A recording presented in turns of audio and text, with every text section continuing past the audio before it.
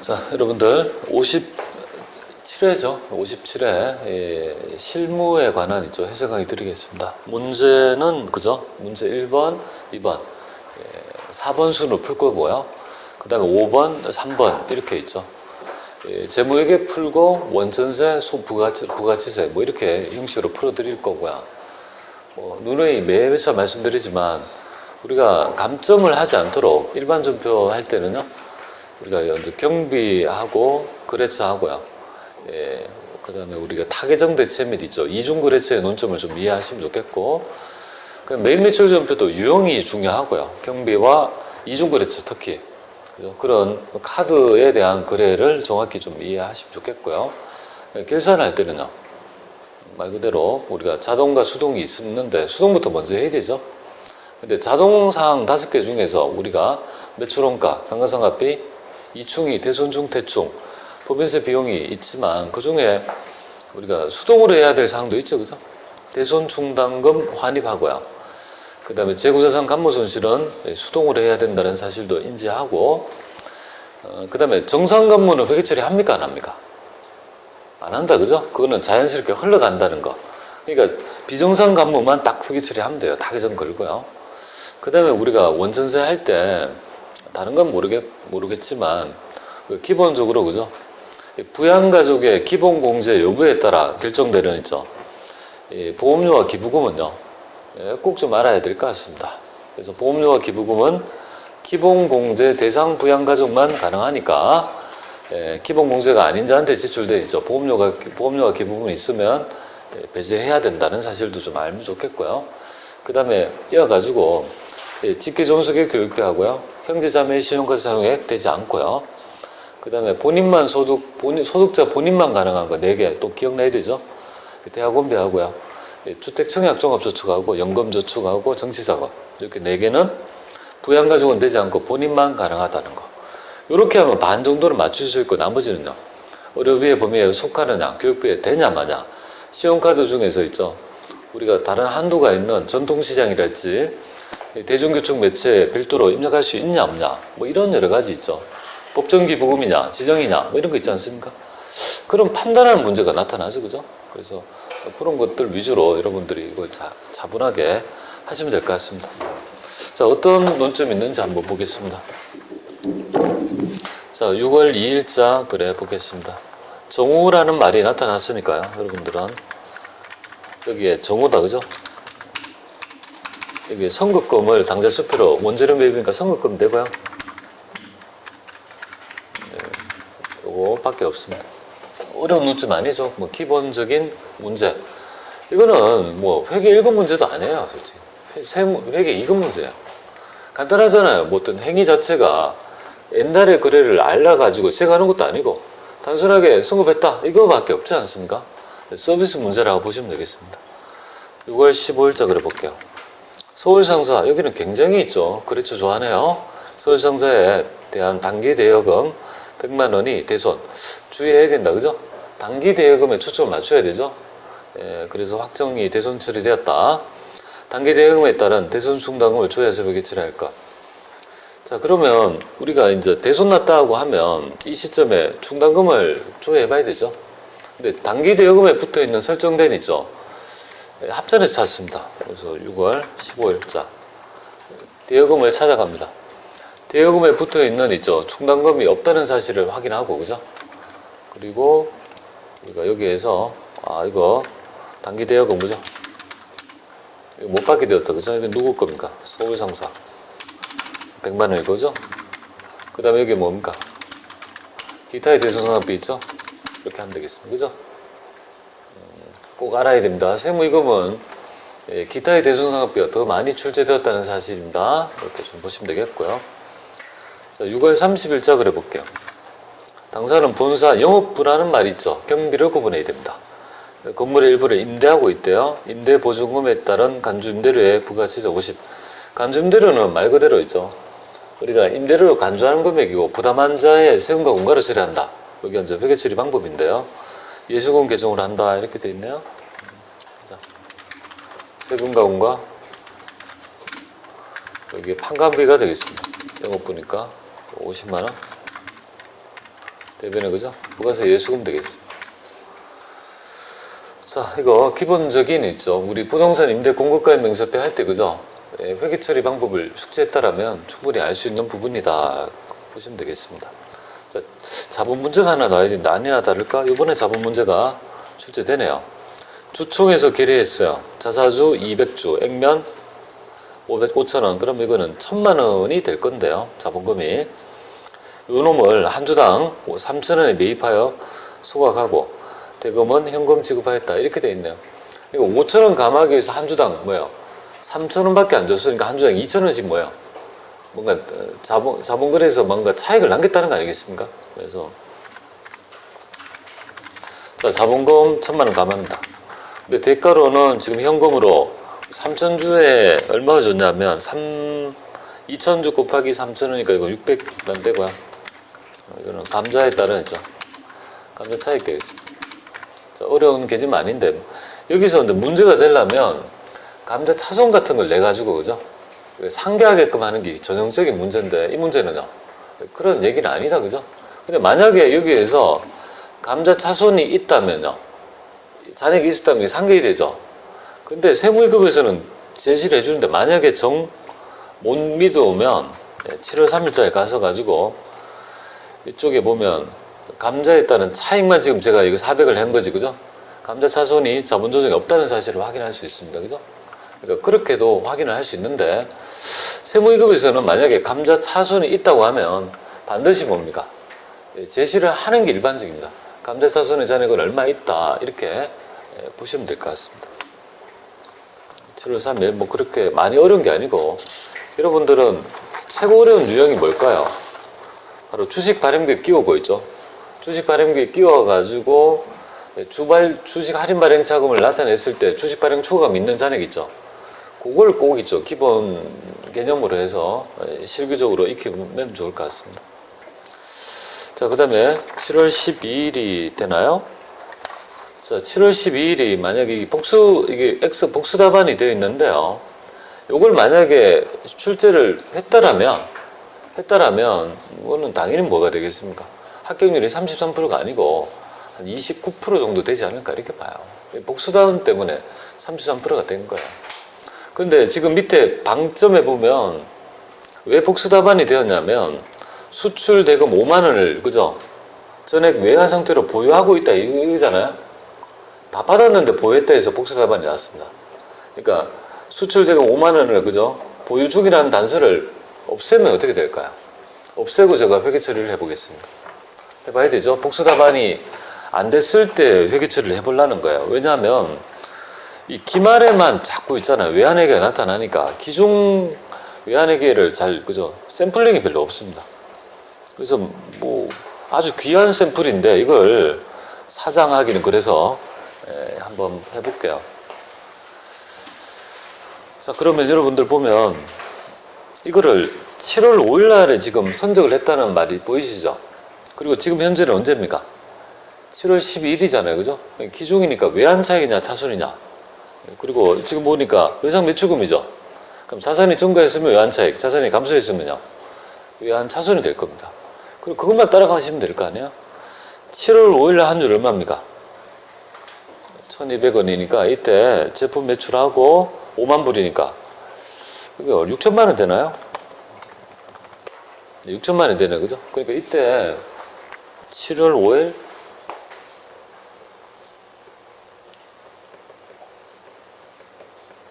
외상 매출금하고 여기에 6천만 원 제품 매출 6천만 원 이렇게 됐다, 그죠? 근데 지금 7월 12일 날 지금 현재 있죠. 일단 돈 받았다 이 말이잖아요. 근데 돈 받았다 이거잖아요. 이제 이때 결제를 받았다 이 말이죠. 근데 지금 얼마 받았냐 이거죠. 보통 예금에 입금되었는데 얼마 받았습니까? 5만 불에 대해서 그죠? 1,150원이니까 5750 그죠? 이만큼 받았고 외상 매출금은 6천 받았죠, 그죠? 여기 뭐 오겠습니까? 외환 사손 250 여기 정답이 되겠습니다. 뭐 어려운 거 아니죠. 왜냐하면 처음에 6천 받을 거 있었는데 지금 환율이 얼마 떨어졌습니까? 50원 떨어졌잖아요. 5만 불이니까 250 손해봤다 이 말이죠. 그러니까 외환차손이 요거를 이렇게 하려고 했는데 5만 불을 어떻게 했다고요? 보유 중에 있다. 말이 됩니까? 보통 입금이 됐는데. 그러니까 문제가 지금 어그러져 버렸죠. 이게 교정을 잘못 봐서. 그래서 본의 아니게, 그죠? 그래서 아마 이 문제가 좀 외환에게 그래서 2회차에 말이죠. 뭐 70점에 합격하신 분들이죠. 60 굉장히 재수죠, 그죠? 잘못해가지고 이게 나름 이 중에서 좀 어려운 유형이잖아요, 그죠? 전형적인 문제입니다. 외환에게 하나 내고 자본 하나 내고 두 개가 가장 변별이고 나머지는 깔아주고 여기 기본이잖아요. 그래서 요거 7월 12일자 요거 한번 해볼게요. 제가 그래서 이거 받았다, 그죠? 회상 매출금 이거는 웬디사 6천, 그죠? 그 다음에 이거 요거 이래 4분의, 그죠? 여기에서 575고 그러니까 연차선, 그죠? 이렇게 되면 되겠습니다. 그럼 여기 7월 5일자 답이 맞으려면 이렇게 얘가 제대로 안 했네. 7월 5일 아닌가요? 그러면 메인 매출 전표에 있나? 7월 5일자에 보면 5일자 볼까요?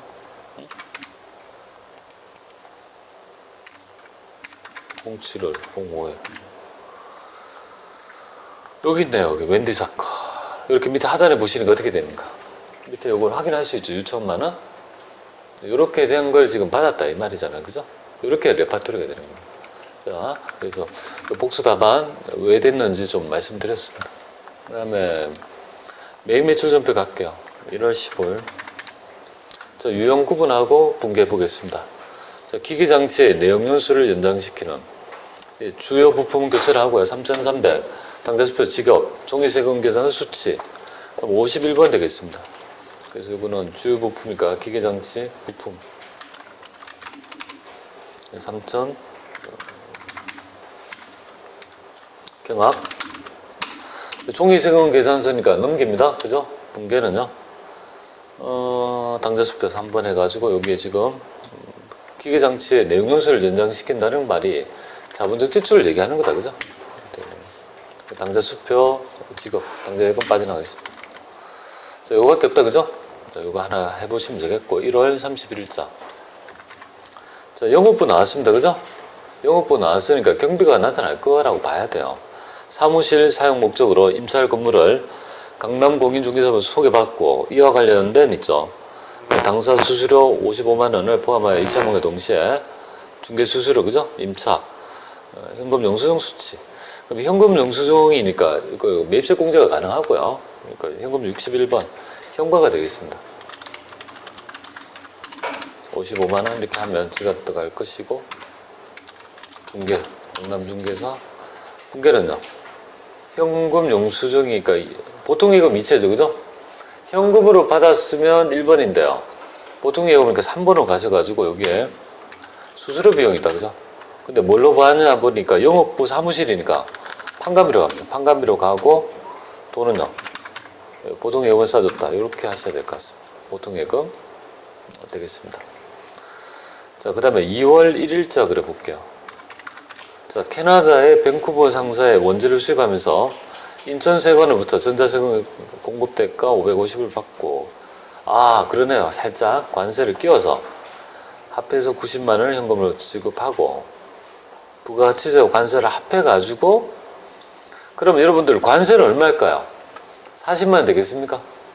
왜냐하면 부가가치세 포함해서 550이니까 부가가치세는 50, 그 다음에 40은 관세가 되고 관세는 어떻게 합니까? 원가에 가산하죠?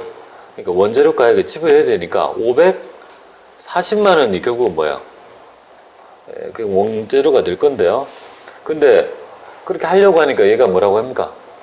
원재료의 공급가액은 허위처리하지 말고 관세와 부가치세만 해봐라 이렇게 되어 있는데요. 거기 기본적인 55 수입이 되고 이거는 원재료 기준이 되면 있죠. 500. 세관장을 해야 돼요? 뱅쿠브로 하면 안 되죠, 그죠? 왜냐하면 돈을 거둬간 자가 누굽니까? 세관이니까 항상 인천 세관이 거래처가 됩니다. 전자 여기까지 되고 분기는 3번이 되겠습니다. 자, 3번 가서 볼게요. 지금 대급금은 50이 맞는데 지금 원재료를 뭡니까? 얼마를 돌려야 돼요? 40을 돌리고 돈을 얼마 줬습니까? 현금으로 90이 나갔다 이렇게 돼야 되죠, 그죠? 그래서 약간 세액 분괴만 하기는 너무 좀 싱거웠다. 그래서 관세까지 끼워서 원가에 가산해서 이걸 현금을 준 요 밑에 있죠, 하단 분괴를 약간 더 끼운 부분입니다. 그래서 조금 주의 있게 하시면 되겠습니다. 자, 그 다음에 2월 22일 날 그래 볼게요. 해외 수출 사업자인 주국제 제품을 공고한 내국인 발급받아 발행하고 발행했으니까 12번 그리고 제품 그 다음에 400 그 다음에 국제 하고 전자 여기까지 되고요. 영세는 구분해 줘야 되는데 3번 이렇게 되고 분개 보겠습니다. 대금은 현금으로 왔다 1번 하면 되겠네요. 밑에 거 그죠? 다른 추가적으로 할 필요가 없다, 그죠? 깔끔했고요. 그 다음에 3월 13일 그래 보겠습니다. 자, 서울 상사에 판매된 제품의 하자가 발견돼요. 자, 요거 한번 볼게요. 이런 5번 문제 괜찮네요, 그죠? 이런 유형이 하나씩 나타나요. 그러니까 회차별로 우리는 다른 있죠. 기본 60%를 깔고 가끔 하나씩 돌아가잖아요, 그죠? 그런 것들을 회차별로 조금씩 다 기억해야 된다는 거죠. 그럼 완벽하게 되는데 이 반품 세금 계산서가 되겠습니다. 자, 그래서 반품된 공급가액은 50만 원, 부가가치세 50만 원, 반품 대금은 외상 매출금과 상계하였다. 회계 처리는 음수로 할 것 이렇게 돼 있죠. 그죠? 회계 처리는 음수로 하란 말이 원래는 단서를 줘야 돼요. 이렇게. 근데 단서를 주지 않았는데 불구하고 있죠. 실무 분계가 보통 우리가 반품 받으면 어떻게 됩니까? 반품을 지금 하려고 하면 이게 반품 세금 계산서를 받았으면 매출 환입 및 애물가 돼야 되죠, 그죠? 마이너스라는 개념은 없어요. 원래는 이런 거래의 정감을 대변과 차변이라는 요소를 가지고 하지 마이너스라는 자체가 없는데요. 실무 분계는 마이너스를 많이 해요. 직접법으로. 그러니까 이것도 마이너스로 때려봐라 이 말이잖아요, 그죠? 원래 FM은 아니지만 실무에서는 관행적으로 이렇게 씁니다. 지금 현재 대부분 그렇게 해요. 그래서 이것도 아마 실무에 대한 얘기고, 실제 만약 이런 말이 없더라도 답안에 보면 마이너스로 친 것도 있죠. 답안이 뻗듯이 마이너스로 나와요. 그럼 그렇게 하면 안 됩니까? 매출 환입 및 대물이로 하면 안 됩니까? 하면 그것도 맞아요. 복수 답안을 인정하는 그런 입장을 취하고 있습니다. 그래서 우리가 대손세액 공제 신청서에 보면 공제만 아니라 회수한 것도 마이너스 들어가지, 그죠? 그렇지 않습니까? 그게 대손세액 공제 신청서에 그게 거진 관행처럼 지금 답안에 올리고 있습니다. 그래서 여러분들이 앞으로 반품이 있으면 어떻게 됩니까? 마이너스로 직접 차감을 하셔도 무방하리라 이렇게 봅니다. 대부분 이렇게 가정을 주는데요. 그러면 이 말은 세금 발행이니까 11번 되고 여기에 반품 이게 마이너스를 때려준다, 그죠? 마이너스 때려주고 요거는 서울성사 전자 이렇게 되고요. 분계는 뭐냐면 2번 이렇게 치면요, 지가 알아서 뭡니까? 기존에 외상으로 거래했던 플러스가 있으니까 이 금액이 어떻게 됩니까? 자동적으로 마이너스를, 그죠? 차감해 버립니다. 이렇게 회계 처리를, 여기 바로 직접법이죠. 원래 이렇게 하면 안 되죠, 그죠? 매출 환입 및 애누를 해야 되는데 이렇게 해도 지금 현재 단서는 이렇게 하라 했잖아요. 그러니까 이렇게 해야 됩니다. 만약에 매출 환입 및 애누를 하면 틀렸다고 해도 할 말이 없는 거죠. 왜? 단서를 줬기 때문에 그거에 따라 하시면 되겠습니다. 그래서 지금 여기에 유형도 보면 보이지 않게 여러분들이 보면 외환회계를 앞에서 냈으니까 부가가치세 안 낸 거예요. 만약에 외환회계를 그 일반 전표에서 내지 않았다라면요, 외화과세 표준 있죠? 뭐 그런 것도 또 언급이 될 수 있는 부분입니다. 자본, 그죠? 자본 분계하고 그 다음에 외화하고요. 그 다음에 이게 반품 관련된 뭐 이런 거 있잖아요, 그죠? 이런 것들은 꼭 보이지 않는 선입니다. 그걸 내가 어느 정도 맞추면 합격이고, 그걸 못하면 틀리게 되는 겁니다. 매일 매출하고 돈 받고 매입하고 돈 주고 이것만 할 겁니까? 그렇잖아요. 그게 너무나도 기본 붕괴가 되잖아요. 그거 말고 좀 논점 있는 붕괴를 우리는 어떻게든 어느 정도 한두 개는 더 맞춰가지고, 그러니까 3개 맞추는 거랑 4개 맞추는 큰 차이점이 있어요. 일반 매입 매출 전표 결산해 보면 한 문제씩 하면 3문제잖아요. 3문제가 9점, 10점 아닙니까? 그쵸? 내가 70점이 되느냐 80점이 되느냐 그거잖아요. 상당히 큰 갭입니다. 그래서 좀 주의를 깊게 좀 했으면 좋겠습니다. 자, 이렇게 하고 그 다음에 이제 결산부터 우리가 왜 결산부터 하냐면 갑자기 문제서 한번 읽으면 뭐가 문제가 많잖아요. 왠지 모르게 답답하다는 거죠. 마음이 급해져요. 그러니까 45점을 먼저 득점하자 이 말이에요. 그래서 문제 4번으로 가서 결산을 마무리합니다. 자, 결산은 일단은 수동과 자동을 구분해야 되는데 1번은 수동, 2번은요 자동, 3번은요 자동, 4번은 자동, 5번은 자동. 이 회차에 만약에 전표 추가를 안 했다면 전표 추가를 하지 않고 나왔다면 무조건 떨어지겠네. 그렇습니다. 이게 뭐 4개가 되는데 그죠? 그러면 4, 3, 12점을 내가 못 받고 합격을 하려면 만약에 82점 이상이 돼야 된다는데 그죠? 그걸 누가 담보할 수 있냐 이 말이에요. 전표 추가 강조 드립니다. 굉장히 중요한 개념이죠. 자, 1번 보면 유동성 대체법 어렵지 않습니다. 우리가 한 번 차입금은 영원한 장기 차입금이 아니죠. 일정 시점에 유동성이 도래하면 유동성 장기 부채로 도래해서 바꿔주는데 거래처에 좀 유의합니다. 거래처를 안 바꾸는 분들, 거래처를 다 안 다시는 분이 있는데요. 여기 장기 차입금을 이렇게 하고요. 거래처가 여기 대한은행이잖아요. 그죠?